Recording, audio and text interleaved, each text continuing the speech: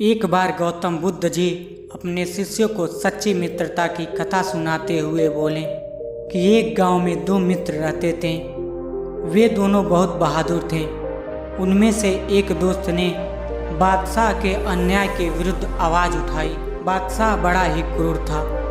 उसको जब पता चला तो उसने लड़के को फांसी की सज़ा सुना दी।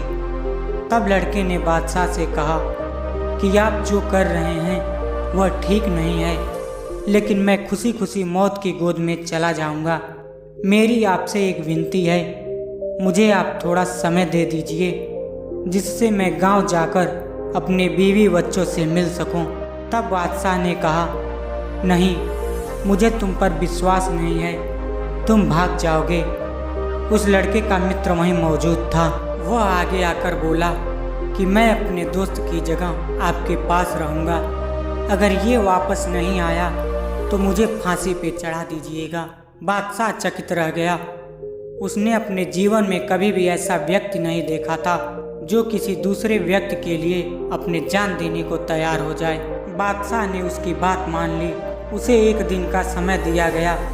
वह लड़का घोड़े पर सवार होकर अपने गांव की ओर चल दिया। उसके दोस्त को कैद खाने में बंद कर दिया गया। लड़के ने हिसाब लगाकर देखा कि वह एक दिन में लौट आएगा। बच्चे से मिलकर जब वह वापस आ रहा था तभी उसका घोड़ा ठोकर खाकर गिर गया और वहीं तुरंत उसके प्राण निकल गए। लड़के को भी चोट आई पर उसने हिम्मत नहीं हारी। एक दिन बीत गया, वह वापस नहीं लौटा तो उसका मित्र बड़ा खुश हुआ। उसने सोचा कि आखिर इससे बढ़कर क्या बात होगी कि एक मित्र के लिए मित्र काम आ जाए। वह भगवान से प्रार्थना करने लगा कि उसका मित्र ना लौटे। जिस समय मित्र को फांसी के तख्ते पर ले जाया जा रहा था तभी वह लड़का वहां आ गया। उसने मित्र से कहा, लो मैं आ गया, अब तुम घर जाओ और मुझे विदा दो। तब मित्र बोला, यह नहीं हो सकता, तुम्हारी मियाद पूरी हो गई है। तब लड़का बोला, ऐसा क्यों कहते हो, सजा तो मुझे मिली है। दोनों मित्र के मित्रता को बादशाह देखता रहा।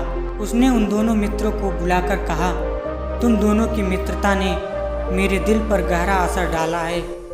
जाओ, मैं तुम्हें माफ़ करता हूँ। उसी दिन से बादशाह ने कभी किसी गरीब पर जुल्म नहीं किया। दो दोस्त की सच्ची मित्रता ने बादशाह का दिल पिघला दिया। आज के समय में हमें ऐसी मित्रता देखने को नहीं मिलती, लेकिन हमें भी अपने दोस्त के साथ ऐसी ही सच्ची मित्रता निभानी चाहिए। जय श्री कृष्ण।